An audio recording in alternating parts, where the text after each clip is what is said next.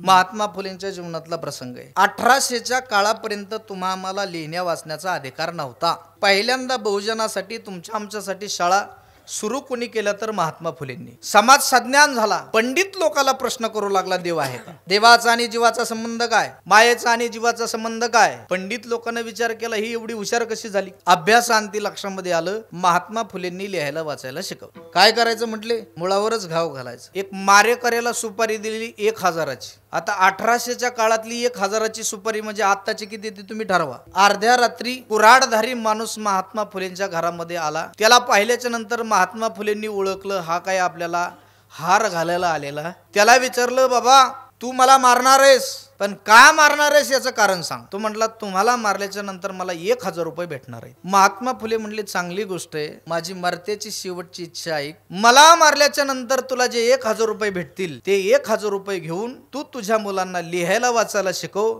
म्हणजे उद्या कुणाचा 1000साठी जीव घेण्याची वेळ त्यांच्यावरती येणार नाही।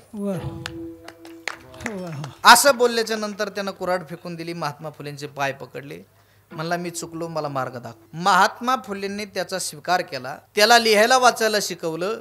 मारेकरी म्हणून आलेला धोंडो कुंभार पुढे चालून पंडित धोंडोपंत कुंभार झाला आणि मोठमोठी पंडित लोक त्याचं दर्शन घ्यायला लागली।